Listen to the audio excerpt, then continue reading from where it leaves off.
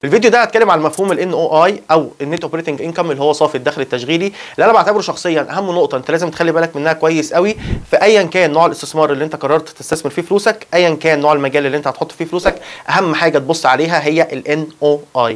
بس قبل ما ابتدي اتكلم عن اي تفاصيل بتخص الفيديو ده، انا بس حابب اعتذر ان فيديوهات الفتره الحاليه ما بيكونش فيها مونتاج، ما فيش فيها حركات، ما فيش فيها جرافس، الفيديو ما فيش فيه حركات كده زي ما انتم عارفين زي باقي الفيديوهات، لان بصراحه الفتره الحاليه انا مضغوط جدا جدا جدا وما عنديش اي وقت نهائي ان انا اضيعه على فكره المونتاج. فسامحوني ان شاء الله يا رب كده لما الضغط يقل من عليا هرجع تاني فكره اخلي الفيديو بس فيه شويه حركات كده لطيفه، او لما القناه تكبر بيكم باذن الله هبقى اجيب حد مختص لفكره المونتاج.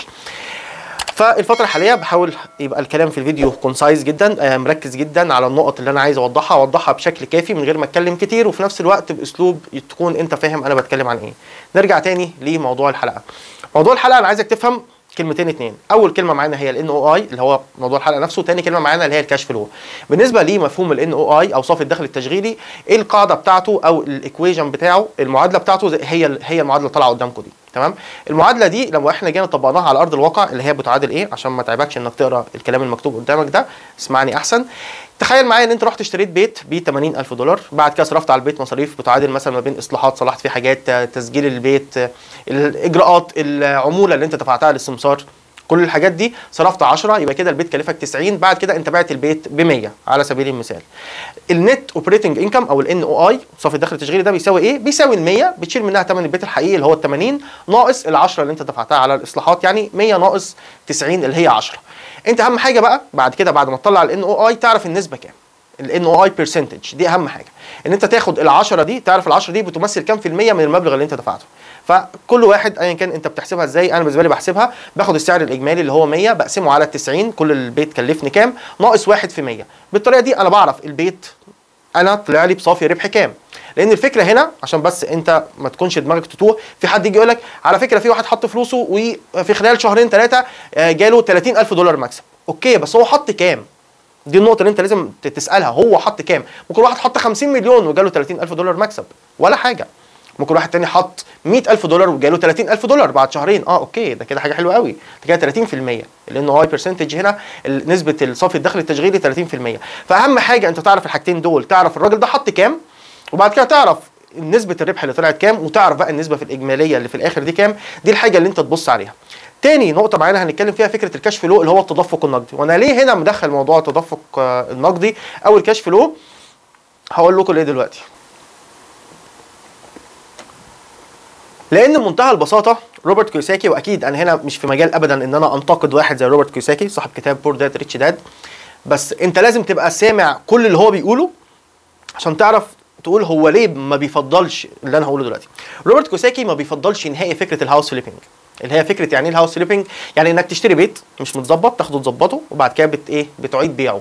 هو مش بيفضل ابدا الفكره دي، ما بيحبهاش، بيقول لك لا انا بحب ان انا اخد بيت اظبطه ااجره افضل احافظ عليه فتره طويله، وبعد كده افضل طول الوقت مكمل في الموضوع ده واخد فلوس ثانيه او قروض ثانيه واظبط البيت واجره. انا ما بحبش ابدا، هو اللي بيقول مش انا ما بحبش ابدا فكره الهاوس فليبنج. هو عنده حق ان هو ما بيحبش فكره الهاوس فليبنج، لان هو عنده استراتيجيه ثانيه بتعتمد على فكره الكاش فلو التدفق النقدي.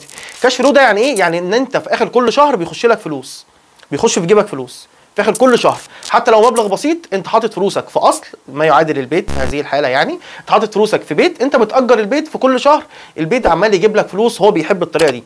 مش عايز اخش في تفاصيل الموضوع ده، بس هو بيقول ان هو ما بيحبش الهاوس فليبنج. فلو حد بيسمعه طياري، حد مش فاهم الصوره بتاعته الكامله، يجي يقول لك الهاوس فليبنج فكره مش حلوه.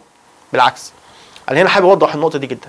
الفكره مش في الهاوس فليبنج ولا الفكره في الكاش فلو، الفكره في ال NOI. لما تيجي تفكر في اي حاجه زي ما قلت في اول فيديو، فكر فيها في ال NOI، انا دفعت كام وفي خلال قد ايه رجع لي كام في الميه. يعني هنا مثلا على سبيل المثال في تركيا، انا في اسطنبول عشان الناس اللي مش عارفه، انا هنا في اسطنبول. في اسطنبول الايجارات ما بين 4 ل 5%، بتجيب لك 4 ل 5% سنويا. يعني لو انت مثلا اشتريت بيت بحوالي $100,000، البيت ده بيجيب لك سنويا $4,000. لو انت هتفضل مكمل الاستراتيجيه بتاعت روبرت كيوساكي اللي هي بتقول انا ما بحبش ابيع البيت، انا عايز افضل مكمل ااجر البيت، انت هتفضل كل سنه يجي لك 5%، كل سنه هيجيب لك $5,000. تاني انا برجع بقول انا مش بلومه، هو بيتكلم صح، بس هو ليه بقيتها الكلمه اللي قالها دي ليها استراتيجيه تكمله طويله جدا. بس بتكلم لو انت بتسمع عادي زي باقي الناس هتيجي تقول هاوس فليبنج وحش، لا. لو انت اجرت بيتك كل سنه هيجيب لك $5000، في 3 سنين هيجيب لك $15000. في حين ان انت ممكن لو انت خدت هو نفس البيت ده ظبطته وعرضته للبيع، ده فعلا ده واقع موجود، واقع موجود هنا في تركيا. لو انت خدت البيت ده ظبطته بعته بعد شهرين 3، بعد 3 شهور بس هتقدر تبيعه بزياده مثلا ما يعادل حوالي $20000. ده موجود، انا مش بقول كلام من الهوا، ده موجود واقعيا على ارض الواقع. تمام.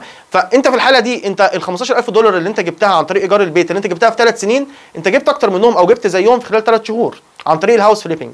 فعشان كده باجي بقول لك لما تيجي تبص على اي فكره استثماريه ما تبصش على اي حاجه، ما تبصش على فكره الكاش فلو، ما تبصش على اي حاجه. انا بالنسبه لي اهم فكره هي الان او اي. يعني على سبيل المثال انا ممكن اصبر 3 شهور، بس بعد ال3 شهور دول هيجي لي مبلغ زي $20000، في حين ان انا لو انا صبرت 3 سنين هيجيب لي $15000. ففي الاخر انا دخل جيبي كام؟ دخل جيبي كام؟ لو حتى قلبنا فكره الان او اي على الكاش فلو، فلا انا بالنسبه لي لما ابص على الان او اي وبلاقي ان صافي الدخل التشغيلي او نسبه صافي الدخل التشغيلي بالنسبه لي جايبه لي نسبه عاليه جدا، في الحاله دي هيبقى فكره الهاوس فليبنج احسن مليون الف مره من فكره ان انا اخد البيت ااجره وما بيعوش ابدا وافضل ااجر بس.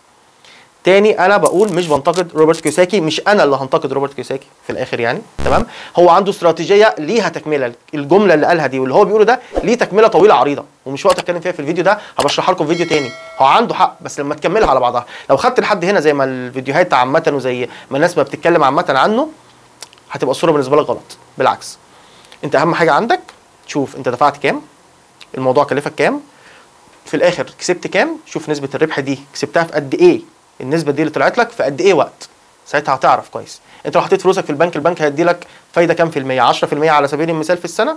طب انت في 3 شهور لما انت يجي لك حوالي 20%، 15 20%، اللي انت لو انت سبت فلوسك في البنك في السنه كلها هتجيب لك 10%، او طبعا لو بره مثلا بيجيب لك 3 4% او 2%.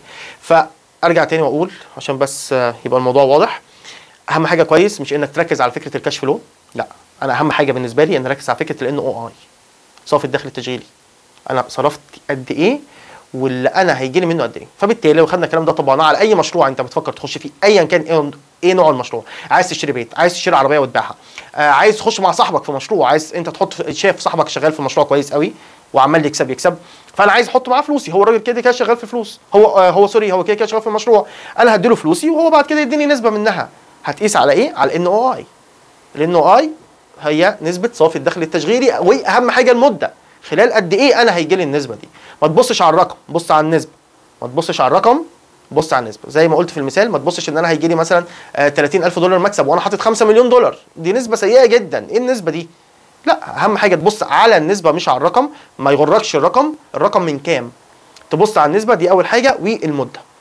ده كان الفيديو بتاعنا النهارده، اتمنى تكون الصوره واضحه. لو في اي استفسار، لو في اي حاجه، يا ريت تكتبوا لي تحت في الكومنتس في التعليقات، وانا ان شاء الله هرد عليكم كلكم. لو في اي موضوع حابيني اتكلم فيه او اوضحه بالتفصيل، في ناس طلبت مني اتكلم على الاستثمار في تركيا، انا عارف ما اتكلمتش عنه لسه، او الاستثمار العقاري في تركيا كمان هتكلم عنه بالتفصيل قوي على فكره في الفيديو ده اللي هتكلم فيه ان شاء الله على الاستثمار العقاري في تركيا.